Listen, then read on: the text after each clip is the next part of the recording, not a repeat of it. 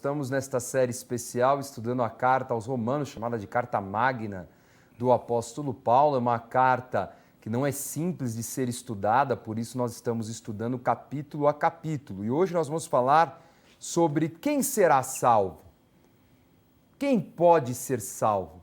O que é necessário para ser salvo? Para isso nós vamos estudar o capítulo 10.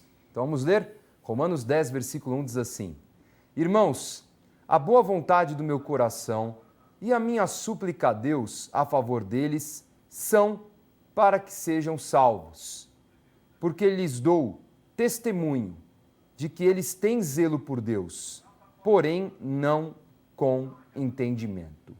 Bispo G, de quem que Paulo está falando aí? Ele está falando do povo dele, né? Dos judeus, dos israelitas, né? Vamos colocar assim, que estavam bem fora, né, daquilo que era o propósito de Deus, mesmo achando que estavam cumprindo com a vontade de Deus, eles achavam que cumprindo com a lei, rejeitando Jesus Cristo, porque esse é o principal. Ainda que eles andassem, vamos dizer, olha, entenda bem, no farisaísmo, que eles já estavam andando, tudo bem, mas rejeitar a palavra de Deus aí é complicado, porque tudo demonstra claramente as profecias, os sinais que Jesus fez, tantas coisas naquela época. Então era algo presente. O próprio apóstolo Paulo é um exemplo disso. Ele que foi um fariseu, né, dos mais assim ferrenhos, e que de repente viu a luz, viu sinais, viu prodígios. O objetivo de Paulo também era apaziguar, porque acho que alguns tinham uma impressão de que Paulo era inimigo dos judeus. O jeito que ele fala, gente, eu sou o cara que mais ora para que os judeus sejam salvos. E de repente tem gente que pensa assim, os evangélicos são inimigos das outras religiões. São inimigos dos católicos, dos espíritas, das religiões afros, dos muçulmanos, dos judeus, sei lá, tantas e tantas religiões que existem. E Paulo fala, não, eu oro pela salvação de todos, para que conheçam a verdade.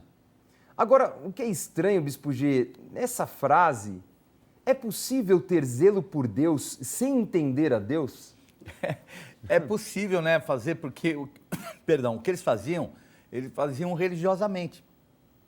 Então, dá para ter zelo por Deus, mas de maneira errada. Então, sem perceber, né, porque a palavra zelo, ela tem um contexto de ciúmes, de zelar, de sentir um sentimento de uma comunhão mais profunda, tudo. Então, eles tinham isso, só que exerciam de maneira totalmente errada, sem entender claramente quem era o Deus deles, um absurdo. Faltou um update, né? Estava ultrapassado. É verdade. Estava na versão anterior ainda. Agora, o apóstolo Paulo foi um grande zeloso, né? Lá em Atos 22, ele fala sobre isso. Gálatas, capítulos 1 e 2, ele fala, né? Ele foi extremo zeloso, ele foi um fariseu, provavelmente participante do Sinédrio, perseguiu a todos, né, de forma ferrenha, todos os cristãos, prendeu, matou, fez tantas coisas, né? O apóstolo Paulo. E quer dizer, ele fez achando que estava fazendo o certo, mas na verdade estava errando por falta de entendimento, né? Ele amava a Deus, é difícil falar que ele não amava a Deus, mas ele tinha uma versão de Deus muito ultrapassada. É verdade. Né? E também estava praticando aquilo que era contra a lei de Deus, porque matar, violentar, então ele já estava até quebrando leis de Deus, que Deus deu, e nós falamos sobre isso, né? Como isso é sério, como a religiosidade cega a pessoa e ela acaba tendo uma leitura sobre Deus completamente inadequada. Porque ela traz uma paixão, né? Mas não é que nem o futebol. O futebol é muito semelhante, né? Então, a razão religiosa é a mesma razão de alguém que torce por um time, né? Então, a gente percebe esse tipo, né? Um mecanismo de alguns serem ferrenhos até a ponto de ir contra o outro time. Tem gente que se mata, é uma loucura. De praticar violência, de matar... Chegar a matar, né? Quer dizer, torcedor de um time adversário. Loucura, né? Aonde chega, né, a mente do homem. E vemos aí outras religiões que, infelizmente, realmente matam pessoas que não são da sua própria fé. Agora, o versículo 3 fala assim: porquanto, desconhecendo a justiça de Deus e procurando estabelecer a sua própria justiça, não se sujeitaram à justiça que vem de Deus. Ou seja, essa falta de entendimento de Deus fez com que eles produzissem uma justiça própria, né, da sua religião, e não a que realmente é justa, que realmente é de Deus. Mas, Bispo G, olhando essa passagem, então o Evangelho não é só crer, o Evangelho também é entender. E entender o quê? Entender o fundamento espiritual, o sentimento, né?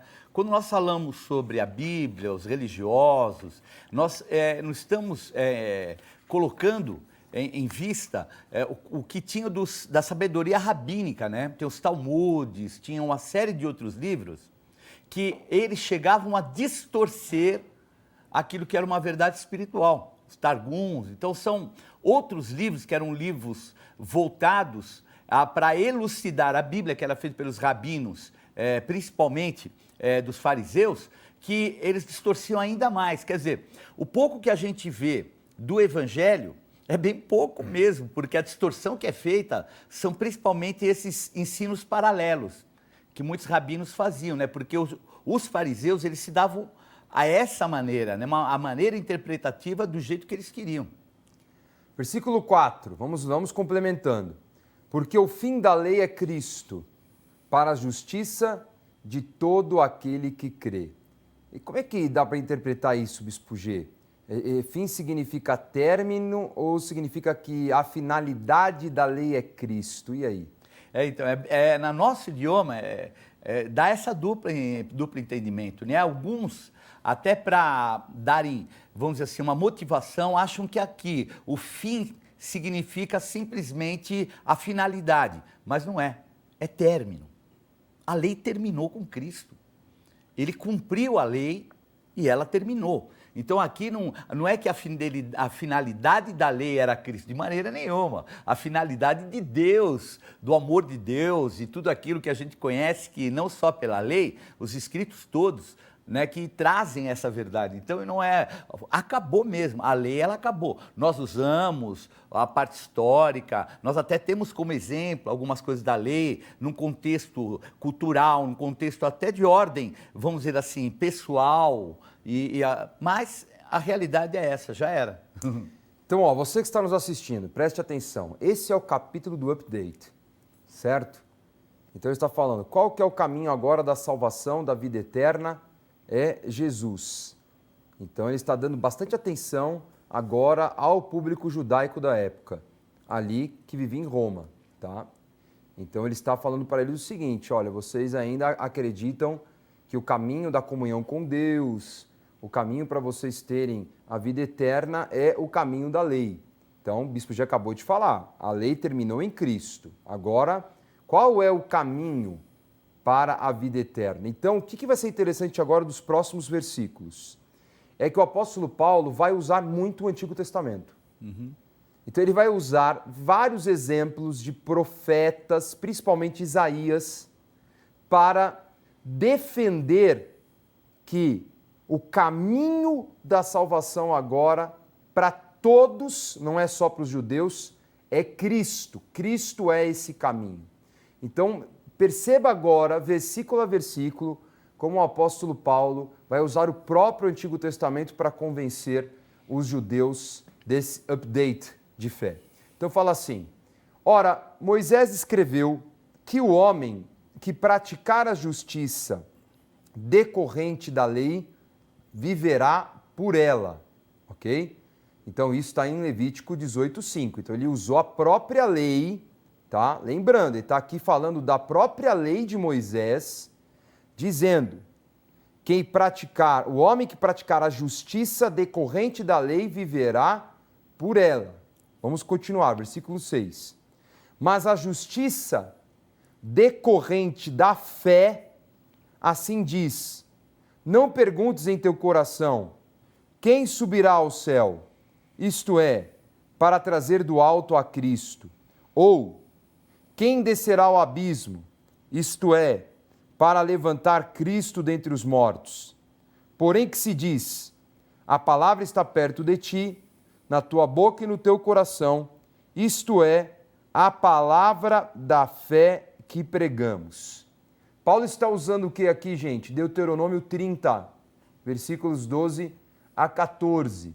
Claro que em Deuteronômio, Moisés vai usar parâmetro de céus e abismo diferente, né? Vai falar dos céus, vai falar do mar que tragou os egípcios. É diferente, mas veja, ele vai usar essa técnica, aquilo que é o próprio conhecimento dos judeus, que é a lei, para convencê-los que o caminho não é mais a lei. Continuando, versículo 9. Se com a tua boca confessares Jesus como Senhor, e em teu coração creres que Deus o ressuscitou dentre os mortos, serás salvo. Porque com o coração se crê para justiça, e com a boca se confessa a respeito da salvação. Muito legal. Então, ele está usando aqui no texto Deuteronômio 30:14. Deuteronômio 30:14 fala assim: esta palavra está muito perto de ti, na tua boca e no teu coração. Então ele usa duas figuras aqui, boca e coração. Boca, confissão; coração, fé. Coração, sentimento. Por que ele fala sobre isso? Porque tem gente que fala, mas não vive do que fala.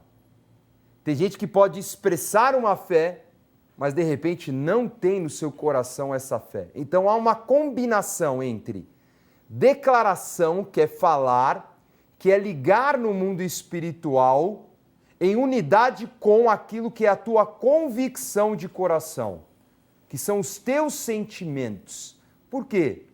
Porque o mundo espiritual se move por sentimentos. Então é notável no mundo espiritual quando uma pessoa fala daquilo que ela não sente, do que ela não crê.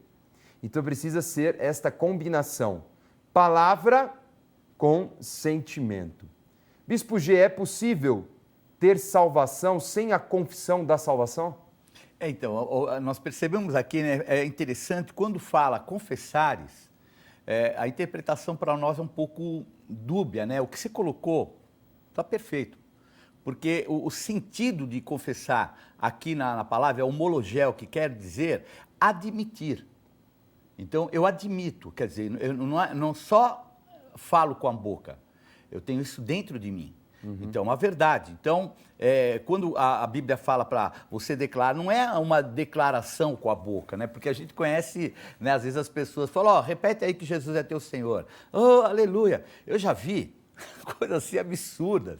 Então, até no contexto, né, de um prefeito que foi visitar uma igreja, e o cara fez ele repetir. Você aceita Jesus? Repete comigo a oração. Aí todo mundo, o cara repetiu da boca para fora.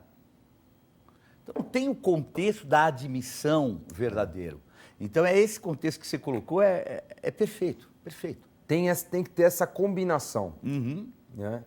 É importante a declaração pública da fé. Inclusive, nós falamos bastante sobre o batismo, né? O batismo é uma testificação de salvação.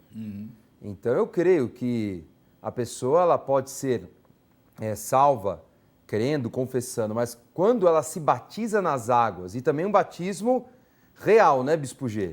Fundamentado, né? A pessoa consciente do que está fazendo, bem ministrada, ali sim eu tenho certeza que ela foi marcada pela salvação. Até porque Jesus diz isso em Marcos 16:16. Quem crer e for batizado será salvo. Porque o batismo é a declaração consciente da fé. É a testificação. Realmente eu creio. Jesus é o meu Senhor. Eu estou sepultando o meu velho homem para se levantar uma nova criatura. Então estamos unindo confissão com convicção. Tem que existir esta equação para que a pessoa seja salva. E preservar isso, né? Porque também tem gente que confessou, teve esse sentimento e de repente se desviou. Se desviou por quê? Porque deixou de ter a convicção. E pelo fato de deixar de ter a convicção, com certeza o que seus lábios vão produzir será diferente do que quando estava nos caminhos do Senhor. Não é? Pelos frutos os conhecereis. Agora vamos lá, Romanos 10:11. Porquanto a Escritura diz, todo aquele que crê nele não será confundido, ou seja, é esclarecido. Pois não há distinção entre judeu e grego, uma vez que o mesmo é o Senhor de todos, rico para com todos os que o invocam. Porque todo aquele que invocar o nome do Senhor será salvo. Bispo, a gente sabe quão é perigoso as pessoas pegarem um versículo, né, desprezando o contexto. Então, eu vou perguntar, pega só o versículo 13. Joia. Acabamos de ler, só o versículo 13. Todo aquele que invocar o nome do Senhor será salvo. Então, basta invocar o nome do Senhor que será salvo, Bispo G? Não, de jeito nenhum. No contexto todo da carta, sim, mas esse versículo tirado fora de contexto é porque nós conhecemos várias formas e vários Jesus, entre aspas, que existem por aí, né? Alguns, inclusive, que até validam o mal. Um Jesus religioso, um Jesus que pune. Então, tem uma série de, entre aspas, Jesuses religiosos. Mas o invocar aqui é um sentimento muito forte, é como assim, é trazer para dentro de si.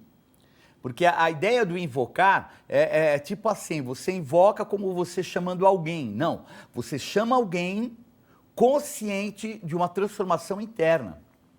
É um termo como de uma admissão, como eu falei, mas dentro de si. Então, não é só o invocar, chamar, mas é o invocar mesmo para que faça parte de si. E aí que entra, né, a conotação do Espírito Santo. Por isso que o termo em João 12 é os que receberam o Filho. É o receber, né? Os que receberam o Filho, deu-lhes o poder de serem feitos filhos de Deus. Então, é receber e habitar dentro de você. É bem profundo isso. O conceito, assim, vamos dizer, não sei como é que eu posso explicar para não ferir, mas há um conceito de aceitar que é estranho. É como tipo assim, Jesus está implorando para que você o aceite. E não é isso, é bem diferente. É você que tem que invocar, você que tem que pedir para que ele participe da tua vida. É como se fosse, a gente vive numa sociedade que tem muitos conflitos, né, de minorias. E que as minorias, elas querem ser aceitas. É mais ou menos nessa linha, né? Isso. Como se Jesus fosse uma minoria a ser aceita, né? E que luta, e que, quer dizer, a pessoa, ela defende isso porque ela precisa ser aceita. Quero que quem está me assistindo me entenda, né? Eu não estou aqui de forma nenhuma contrário à defesa de minorias, não é isso. Estou falando que é esse sentimento, entendeu? Olha, ninguém me respeita pelas minhas opções, pelas minhas escolhas, eu não sou aceito, eu quero que as pessoas me aceitem. Então, às vezes, as pessoas pensam que Jesus está fazendo a mesma coisa. Tipo assim, eu sou Jesus, eu sou o Senhor, você tem outros, mas você tem que me aceitar para ir para o céu. E é diferente, né, Bispo G? É muito diferente. É receber o amor dele, o sentimento dele, é ele passar a habitar em você, é o Espírito Santo estar em você. É muito diferente, muito diferente. Eu estava lembrando agora que o nosso pai, o apóstolo, quando ele aceitou, entre aspas, Jesus, estou falando do termo aceitar mesmo, né? Porque ele foi numa igreja bem assim, severa, e ele foi com cabelão, e aí a pessoa ministrou, fez um monte de apelo, um monte. E aí? E você aí, cabeludo, você aceita ou não Jesus? Você quer receber? Aí, então foi tipo assim, uma imposição. Falou, é lógico que eu aceito, é lógico que eu quero. Mas num contexto você até entendeu o que era. Mas glória a Deus que a avó do apóstolo era uma mulher que orava muito por ele, intercedia, e que no tempo certo ele veio realmente ter um encontro pessoal com Jesus Cristo. A pessoa acabou até aceitando Jesus por constrangimento. Não tinha alternativa, assim, né? Meu Deus, depois dessa é melhor aceitar, né, gente? Foi só minoria aqui, né? Então, é esse mesmo. Muito bem, versículo 14. Como, porém, invocarão aquele em que não creram? E como crerão naquele de quem nada ouviram? E como ouvirão se não há quem pregue? E como pregarão se não forem enviados? Aí nós vemos essa técnica, né, do apóstolo Paulo de provocar a tua consciência através de perguntas, né? É incrível. Muito bem. Como está escrito, quão formosos são os pés dos que anunciam coisas boas, né? Ou boas novas, né? Que está falando exatamente sobre Isaías nesse contexto, né? Para quem estiver estudando, Isaías 52:7, que fala, né? Formosos são sobre os montes, os pés, do que anuncia as boas novas, que faz ouvir a paz, que anuncia coisas boas, que faz ouvir a salvação, que diz a Sião, o teu Deus reina. Bispo G, interessante, né, como aqui Paulo fala sobre a importância do evangelista, dessa figura. Ele acaba entrando agora num outro assunto, né? Ele fala, bom, eu tenho que receber a fé, eu tenho que receber a palavra, o caminho, eu preciso deixar de ser enganado, preciso conhecer a verdade, mas como eu vou conhecer se ninguém fala? Se ninguém me apresenta, se ninguém me ensina, se ninguém me revela o caminho. Então, olha a importância de nós cristãos, nesse papel tão relevante da forma como nós recebemos de alguém o conhecimento do Evangelho e que nós precisamos transmitir. Dá um exemplo bem prático, Bispo G. Eu imagino, Bispo G ora por muitos pedidos de oração lá em Osasco, na igreja que preside, como em todas as igrejas, né? É muito comum as pessoas colocarem no pedido de oração, salvação da minha família, né? Salvação do marido, salvação da esposa, salvação do filho, salvação... E a pessoa só faz isso. Ela só ora, ela pede, faz votos, ora. Oração fundamental, tem que interceder, tem que clamar, tem que fazer votos. Mas também precisa produzir uma oportunidade, um ambiente para que essas pessoas que você está orando tenham contato com a palavra. Ah, mas não vem na igreja. Ué, chama o pastor para fazer uma visita na tua casa. Abre a porta de uma célula, faz um culto na tua casa. Dá essa experiência, dá uma oportunidade para quebrar preconceitos. Eu fui fazer uma visita a um senhor muito querido, que estava há 15 anos desviado da igreja. E acabou se perdendo em algumas coisas, né? No álcool e tudo mais. E foi muito interessante, eu fui fazer a visita nessa casa, foi num domingo. E eu ministrei bastante. E eu mais ouvi do que falei, né? Fiquei 1h30 nessa visita, e eu ouvindo, todas as histórias e tal. Mas foi tão importante eu estar ali e ouvi-lo. E eu falei para ele, olha, esse caminho que o senhor está trilhando não está dando certo. Veja os resultados. Mas eu vim aqui te anunciar um outro caminho. Por que não voltar? Aí eu falei para ele, faz uma experiência. Venha 7 domingos na igreja. 7 domingos não acontecer nada, a tua vida não melhorar, você não precisa me vir mais na igreja. Eu sei que no 3º domingo, ele veio me abraçar e ele falou assim, olha, bispo, não tem mais 7 semanas não, eu vou ficar para sempre aqui na igreja. Estou sendo muito abençoado. Eu precisava. Agora, o filho dele proporcionou uma oportunidade, um ambiente para que alguém que tivesse mais capacidade para ministrar, rebater os pontos que foram colocados, com discernimento, com cuidado, com amor, levasse a palavra da salvação. Então fica a dica para você que está em casa. Faça um culto, convide os amigos, uma reunião, uma oração. Fala, a gente vai ter uma reunião de oração, vai vir o pastor da minha igreja.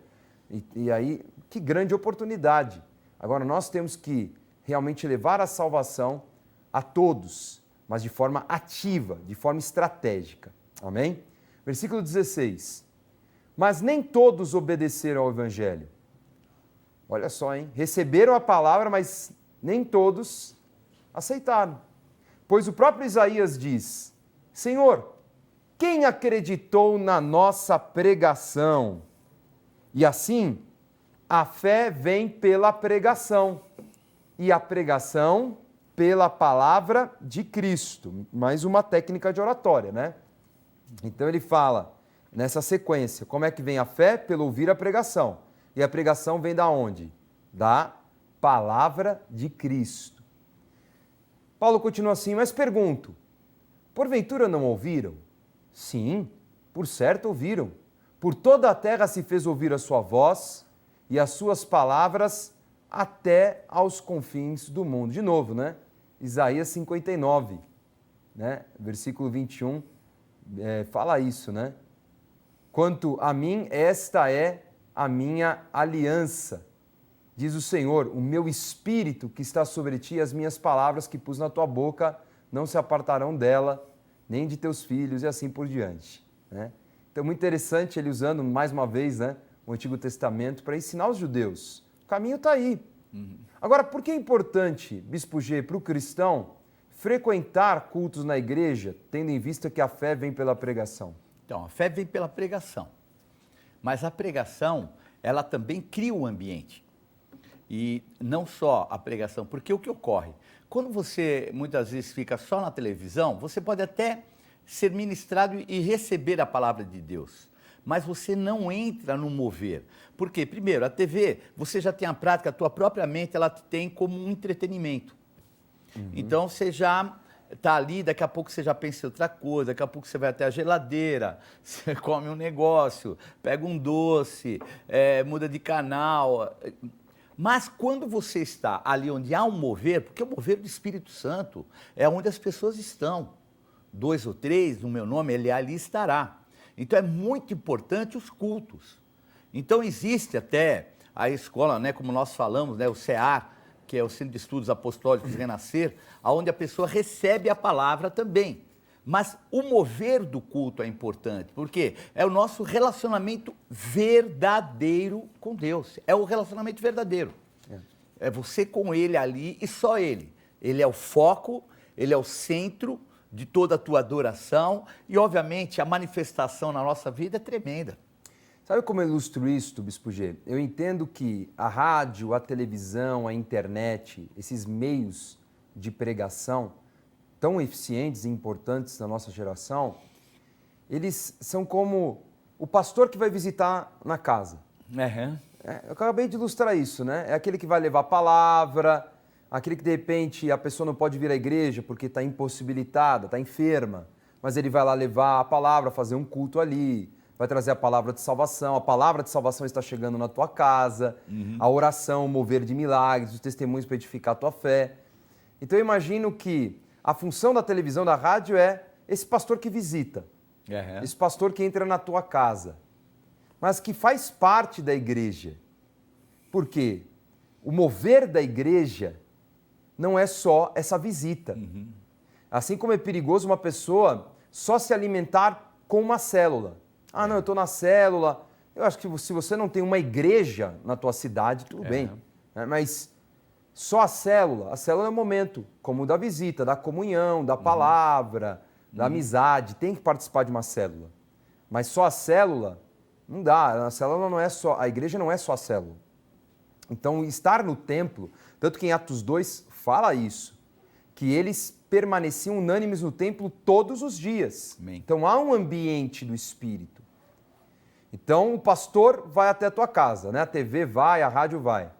E você vai fazer esse caminho contrário. Você vai para a casa de Deus. Amém. É isso mesmo. Então, você precisa ir para a igreja. Porque é o ambiente que o bispo já acabou de falar.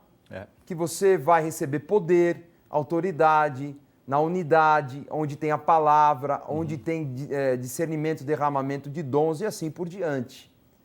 E é um ambiente também, Bispo G, que a gente está mais focado, né? Porque em casa, como o Bispo já falou, né? A pessoa, estou assistindo culto, mas está assistindo culto, comendo pipoca, comendo salgadinho. Não tem jeito. Né? Fazendo outra coisa, assistindo culto assim, ó. Né? Tá aqui pregando e... O ambiente da casa é o ambiente do descanso, de entretenimento. Não é igual, não é igual. Tem que ir para a igreja. Verdade. Ah, bispo, vamos supor, vai ter agora o início do jejum. Ah, eu vou assistir em casa. Não é igual. Não é igual. Vai para a igreja. Vai participar da Santa Ceia, que sempre tem no jejum, no início. Vai receber o óleo da unção na cabeça, porque começa o jejum com a delegação da autoridade contra demônios. Ah, vou jejuar, já tem autoridade contra demônios. Calma. Essa autoridade, ela é delegada também. E é preciso receber a delegação daquele que é autoridade espiritual na igreja. Olha quantas coisas práticas nós estamos apresentando nessa aula para que você desenvolva a sua salvação. Para que você tenha um relacionamento inabalável com Deus. Porque é triste ver tantas pessoas que estão perdidas porque não conseguiram preservar esse relacionamento. Em Romanos 10, 19, os últimos 3 versículos dizem assim: pergunto mais, porventura não terá chegado isso ao conhecimento de Israel? Moisés já dizia, eu vos porei em ciúmes com um povo que não é nação, com gente insensata, eu vos provocarei a ira.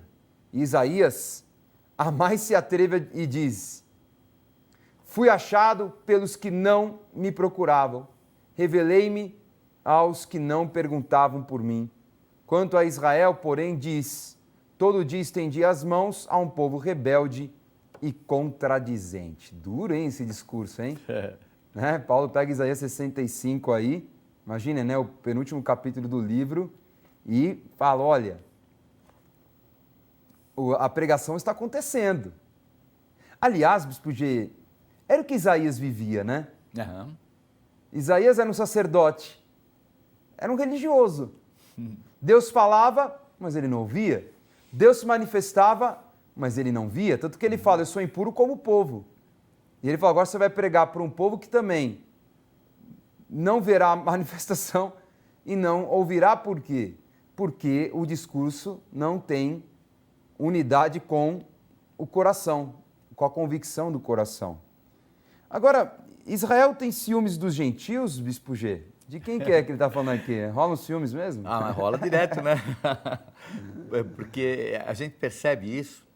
Eu tenho até uma experiência que nós tivemos muito forte, muito marcante, né? Porque quando nós vamos para Israel, é um mover, todos percebem. Não há quem não perceba, inclusive os próprios judeus. E tinha uma pessoa que era uma das principais guias nossas, né, que trabalha com a gente já há muitos anos, que ela é israelita. E a mulher israelita, ela não tem direito de ler a lei, né, a Torá. E no dia que ela estava com a gente, nós fomos ali em Hebrom e foi aberta a Torá em Hebrom, onde está o sepulcro dos patriarcas. A mulher ficou chorando, porque o rabino de lá deu a oportunidade para ela. Uma coisa absurdamente impossível de acontecer primeiro, até num ambiente de uma sinagoga, em algum lugar. E foi dado para ela. Bom, ela desmontou a chorar.